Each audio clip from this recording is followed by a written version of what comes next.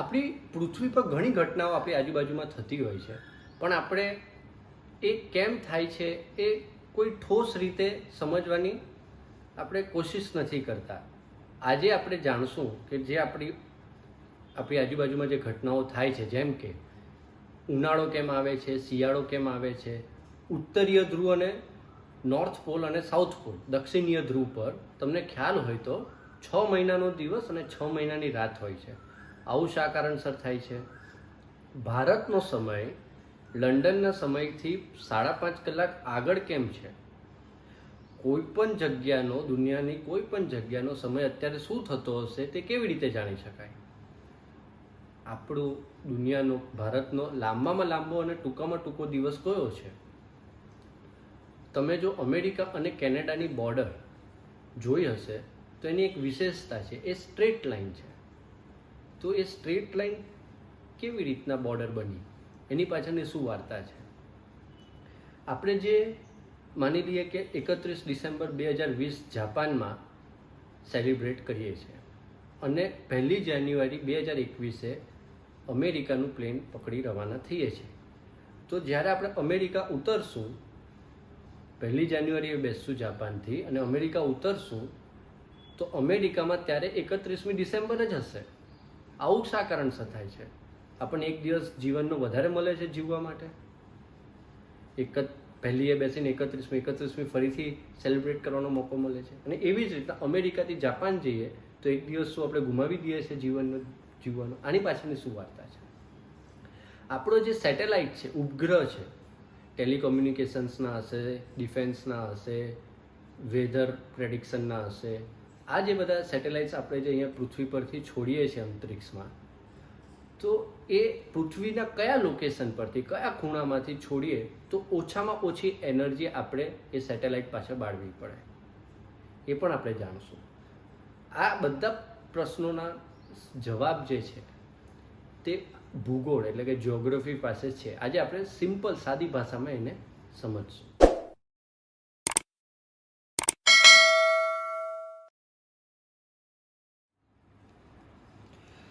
તો હવે આપણે જાણીએ કે આ માની લઈએ કે પૃથ્વી છે, આ પણ પૃથ્વી છે. કોઈ પણ જગ્યા, કોઈ પણ લોકેશન પૃથ્વીનું, એને મારે લોકેટ કરવું હોય તો મારે, જેમ આપણે ગ્રાફ શીખેલા, તો ગ્રાફમાં શું શીખેલા કે આ વાય એક્સિસ, આ એક્સ એક્સિસ. કોઈ પણ પોઈન્ટ હોય તો મને એનો એક્સનો કોઓર્ડિનેટ જોઈએ, મને એનો વાયનો કોઓર્ડિનેટ જોઈએ. તો આ પોઈન્ટનું લોકેશન એક્સ, વાય થાય. એવી રીતના પૃથ્વી ઉપર કોઈ પણ પોઝિશન છે, કોઈ પણ ખૂણો છે, કોઈ પણ લોકેશન છે, એનું એક પિન પોઈન્ટ જે આપણે લોકેશન જોઈએ તો એ આપણને કેવી રીતે મળે? તો એમાં પણ આ સેમ છે, એક્સ અને વાય. એક્સ અને વાય. એક્સ બીજું કંઈ નથી, આપણું જે અક્ષાંશ જેને કહીએ છીએ, લેટિટ્યૂડ, તે છે. અને વાય જે છે તે જેને આપણે લોંગિટ્યૂડ કહીએ છીએ, એટલે કે રેખાંશ, તે છે. તો અક્ષાંશ શું છે ને રેખાંશ શું છે એ આપણે જાણીએ.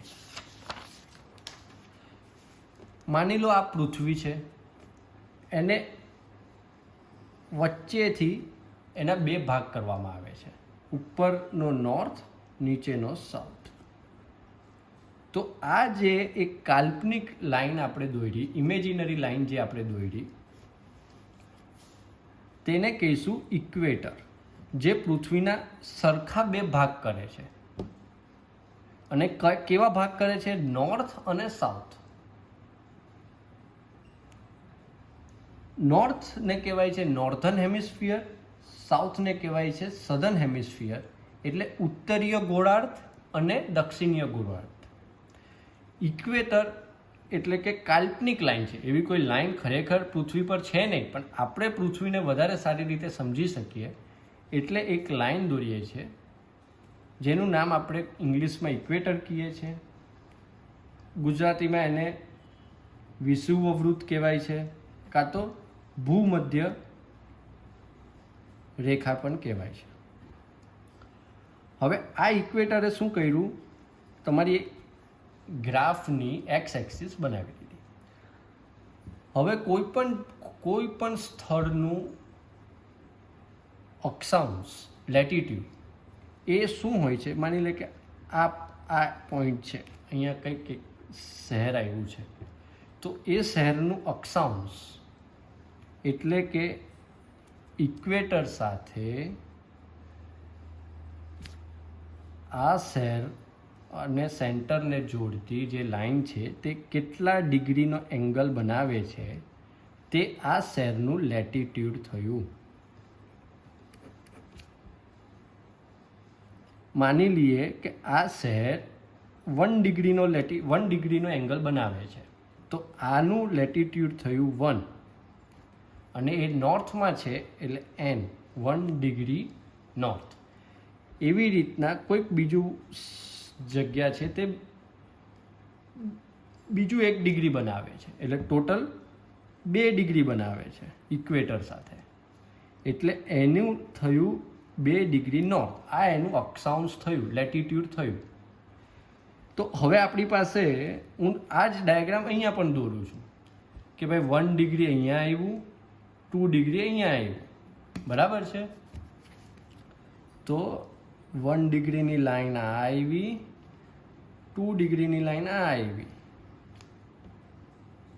બરાબર છે. આ જેટલા પણ ટપકા, આ જેટલી પણ છે તે બધું 2 ડિગ્રી પર આવ્યું. આ જેટલા પણ સ્થળ અહીંયા આવ્યા છે આ લાઈન પર તે બધા 1 ડિગ્રી અક્ષાંશ પર આવ્યા. તો આપણી પાસે અહીંયા જોઈએ તો કેટલી પોસિબલ અક્ષાંશ છે નોર્થ ડિરેક્શનમાં, 1 2 3 4 5 એવી રીતના છેક અહીંયા પહોંચશું તો 90 ડિગ્રી નોર્થ. અહીંયા જો આપણે જોઈએ તો 3 ડિગ્રી 4 ડિગ્રી બનાવતા જ જઈએ આપણે, તો છેલ્લે આપણે જે અહીંયા પહોંચીએ આ પોઈન્ટ પર ત્યારે એ 90 ડિગ્રીની અક્ષાંશ કહેવાય નોર્થમાં. એવી જ રીતના સાઉથમાં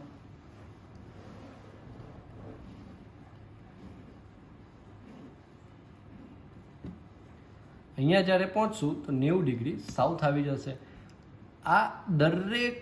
આ લાઈન ઉપર દરેક જગ્યાનું અક્ષાંશ સેમ હશે. આ લાઈન ઉપર દરેક જગ્યાનું અક્ષાંશ સેમ હશે. તો ટોટલ આપણી પાસે કેટલા અક્ષાંશ થઈ ગયા, તો કે નોર્થના 90, સાઉથના 90 અને એક 0 ડિગ્રી એટલે કે ઇક્વેટર, એટલે ટોટલ 181 અક્ષાંશ થયા. કેટલા થયા? 181. એમાંથી અક્ષાંશ રેખાઓ 179 છે. કેમ? કારણ કે આ જે સાઉથ અને નોર્થ તો એક પોઈન્ટ છે, આ રેખા નથી, આ લાઈન નથી, બરાબર. તો કોઈ પણ જગ્યાનું અક્ષાંશ એટલે કે ઇક્વેટર સાથે એ પોઈન્ટ કેટલો એંગલ બનાવે છે, આ પોઈન્ટ ઇક્વેટર સાથે કેટલો એંગલ બનાવે છે, બરાબર છે. હવે આનું મહત્વ શું છે? અક્ષાંશથી શું ખબર પડે આપણને? મહત્વની અક્ષાંશ કઈ છે તો એ જાણીએ.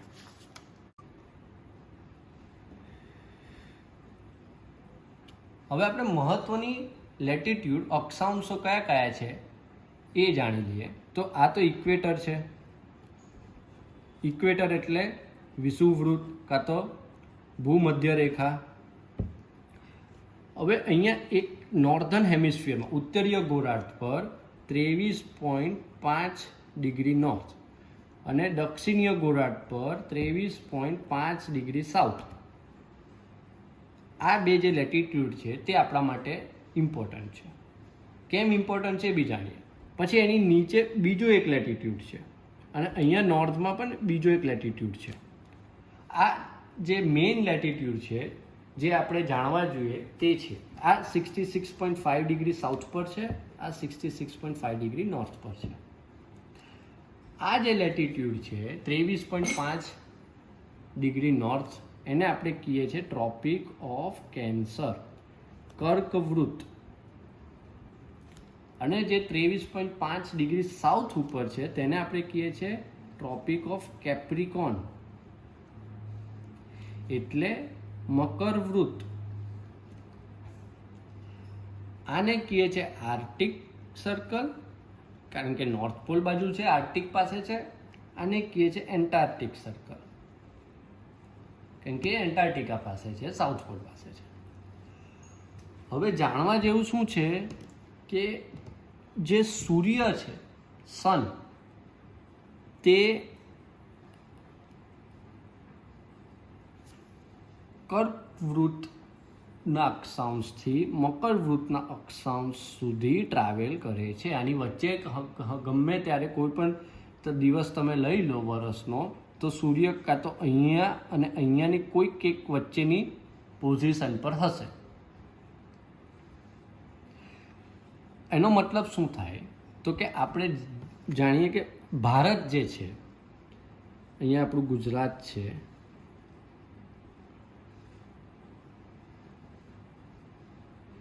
આ એક આપણે જો નકશો દોરીએ તો ભારતમાંથી ગુજરાત, રાજસ્થાન, મધ્યપ્રદેશમાંથી આ લાઈન જાય છે ટ્રોપિક ઓફ કેન્સરની. હવે સમજીએ કે જ્યારે સૂર્ય અહીંયા હોય છે, ટ્રોપિક ઓફ કેપ્રિકોર્ન પર, ત્યારે 22 ડિસેમ્બરનો દિવસ હોય છે. સૂર્ય ક્યાં છે? મકરવૃત પર છે. ભારત ક્યાં છે? કર્કવૃત પર આવેલું છે. સૂર્ય અહીંયા હોય, સૂર્ય દૂર હોય તો ભારતમાં ઠંડી પડે, ગરમી પડે નહીં, ઠંડી પડે. ધીરે ધીરે સૂર્ય શું કરશે?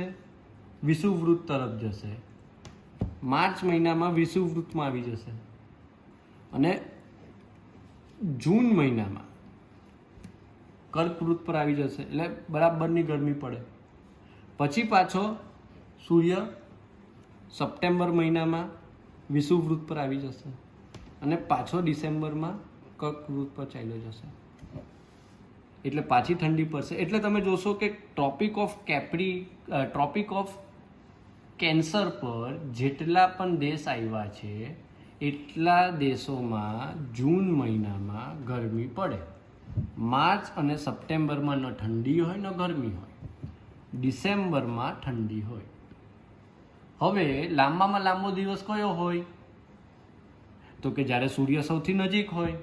તો જેટલા પણ દેશ ઉપરના ગોળાર્ધમાં આવ્યા છે, જેટલી પણ જગ્યાઓ, સ્થળો ઉપરના ગોળાર્ધમાં આવી છે, તેના માટે લાંબામાં લાંબો દિવસ કયો હશે કે જ્યારે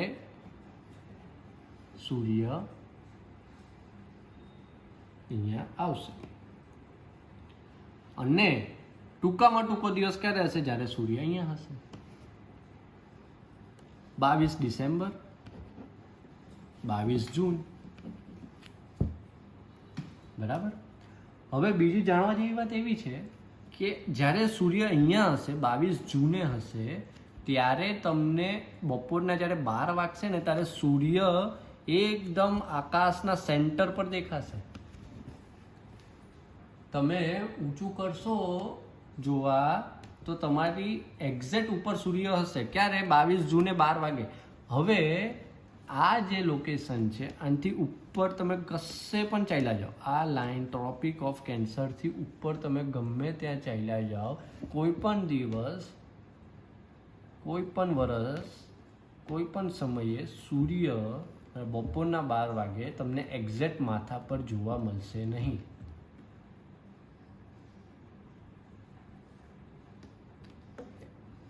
અને એવું જ સેમ ટ્રોપિક ઓફ કેપ્રિકોર્નથી તમે નીચે આવી જાઓ તો પણ તમને માથા ઉપર સૂર્ય જોવા મળશે નહીં.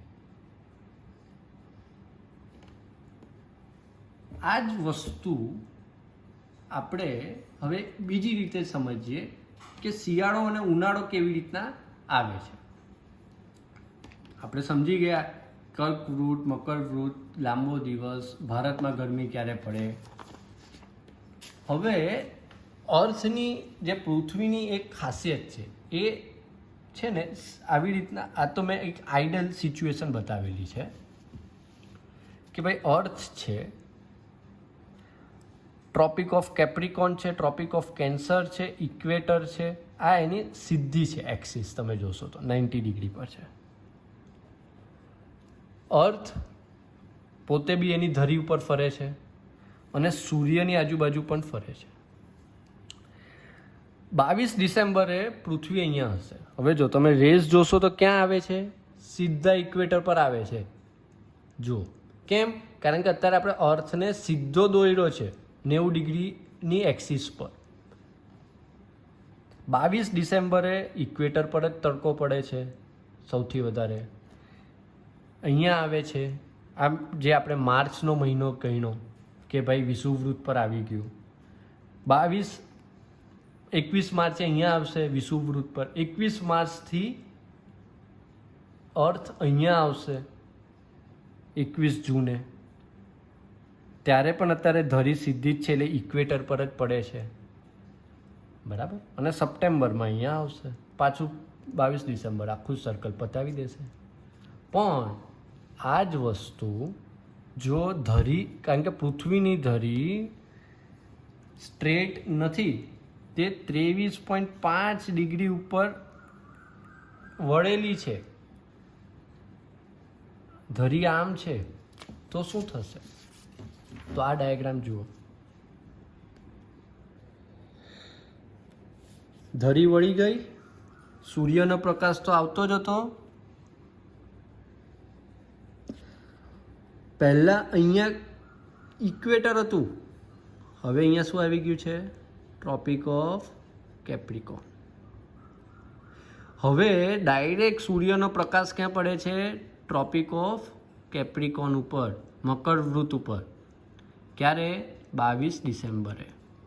એટલે અહીંયા ગરમી હશે અને ઉપર ટ્રોપિક ઓફ કેન્સર ભારત, અહીંયા ઠંડી હશે. આનું બહુ મહત્ત્વ નથી કારણ કે આમાં સીધું ઇક્વેટર પર જ પડે છે. 21 માર્ચે નથી ટ્રોપિક ઓફ કેન્સર પર પડતું, નથી ટ્રોપિક ઓફ કેપ્રિકોન પર. અહીંયા આવી જાઓ. હવે આ આવી ગયું 21 જૂન. ધરી ટિલ્ટેડ છે. પહેલાં અહીંયા ઇક્વેટર હતું પહેલાં ડ્રોઈંગમાં, હવે અહીંયા શું આવી ગયું છે? Tropic of cancer. એટલે અહીંયાના જેટલા બી દેશો છે ત્યાં ડાયરેક્ટ સૂર્યનો પ્રકાશ પડશે, ગરમી પડશે, એટલે ઉનાળો હશે. પાછું અહીંયા કોઈ ફરક નથી કેમ કે ઇક્વેટર પર જ પડે છે સપ્ટેમ્બર મહિનામાં. નથી ટ્રોપિક ઓફ કેન્સર પર પડતો, નથી કેપ્રિકોન પર પડતો. અહીંયા આવી જાઓ, કેપ્રિકોન પર પડે છે. એટલે એનો મતલબ શું થયો કે પૃથ્વીનું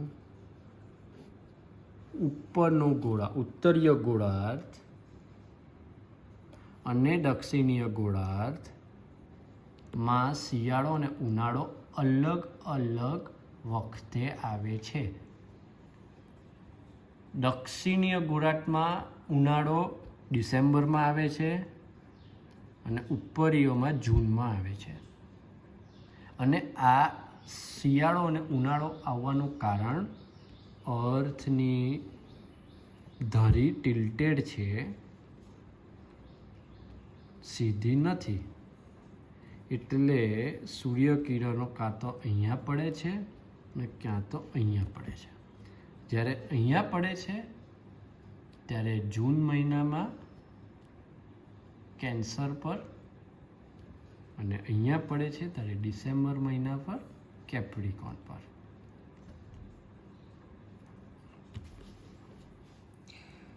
જો આ સૂર્યના કિરણો આવે છે, આપણે આ જે પેલું છે એની પરથી એ સમજવાનું છે કે 6 મહિનાની રાત ને 6 મહિનાનો દિવસ આર્ટિક ઉપર ને એન્ટાર્કટિક ઉપર કેવી રીતના સર્જાય છે.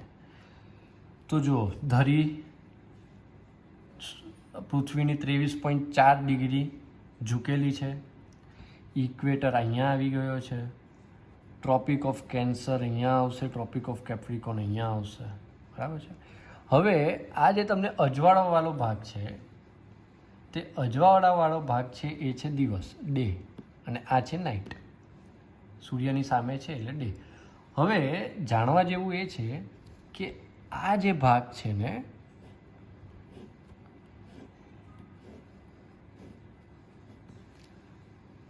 આટલા ભાગમાં પૃથ્વીનો જે પણ ખૂણો જગ્યા લોકેશન આવશે ત્યાં દિવસ થશે અને આટલા ભાગમાં રાત થશે. બરાબર છે? હવે તમે સમજજો, આ ભાગ જે છે ને, દેખાય છે આ ભાગ ઉપરનો, પૃથ્વી ફરશે ને તો પણ કાયમ અંધારામાં જ રહેશે. જો આ ભાગ